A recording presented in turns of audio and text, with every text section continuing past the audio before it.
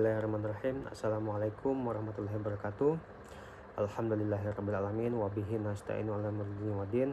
Wassalatu wassalamu ala asyrafil mursalin wa ala alihi washabihi ajma'in, amma ba'du.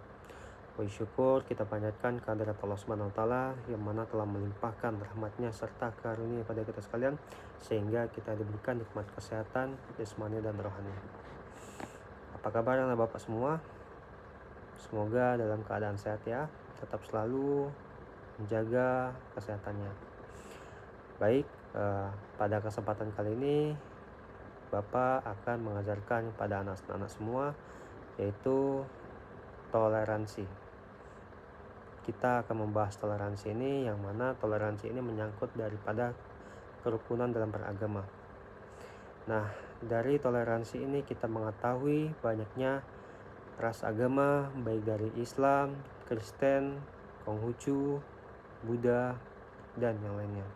Pengertian toleransi adalah sikap saling menghargai, menerima serta menghormati keragaman budaya dan perbedaan berekspresi.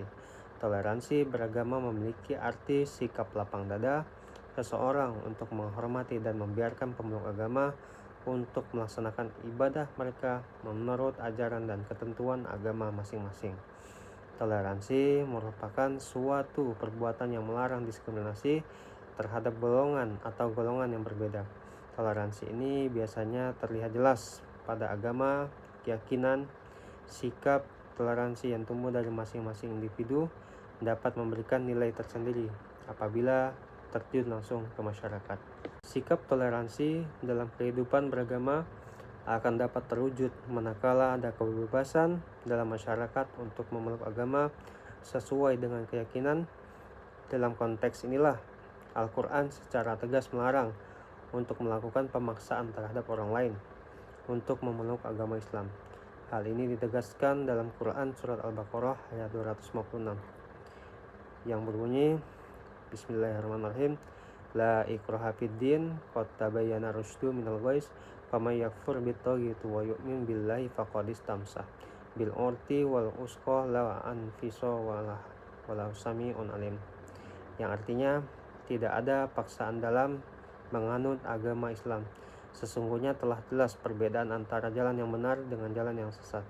Barang siapa yang ingkar kepada tagut dan beriman kepada Allah, maka sungguh ia telah berpegang teguh pada tali yang sangat kuat yang tidak akan putus. Allah Maha mendengar, Maha mengetahui.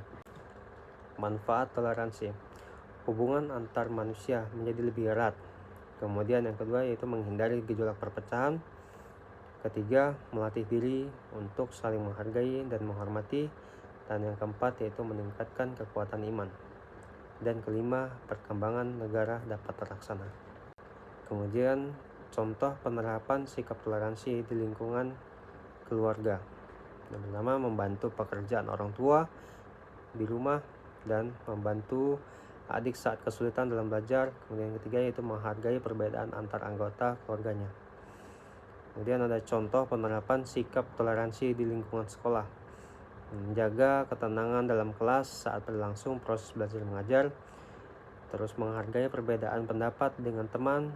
Kemudian tiga yaitu tidak membedakan suku, agama, dan ras teman dalam bergaul. Kemudian contoh penerapan sikap toleransi terhadap keberagaman agama dan budaya. Yang pertama yaitu tidak memaksakan keyakinan agama yang dianutnya kepada orang lain. Kemudian menghormati agama yang diyakini orang lain. Kemudian yang ketiga yaitu memberi kesempatan kepada pemeluk agama lain untuk melaksanakan ibadah sesuai agama yang dianutnya. Kemudian yang keempat itu ada contoh penerapan sikap toleransi di lingkungan masyarakat.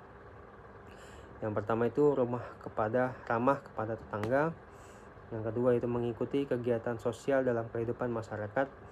Kemudian yang ketiga memberi kesempatan kepada tetangga untuk menjalankan ibadah.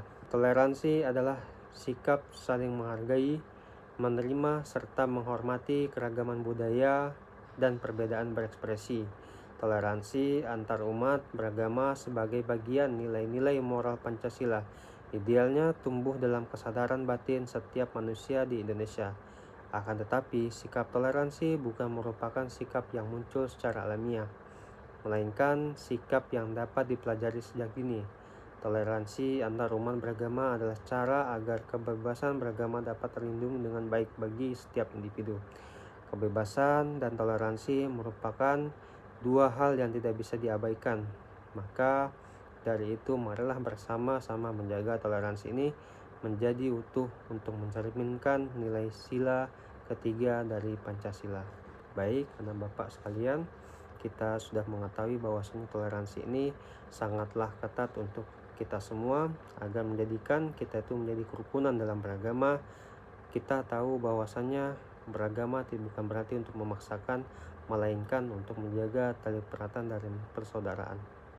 Cukup sekian dari Bapak sampaikan.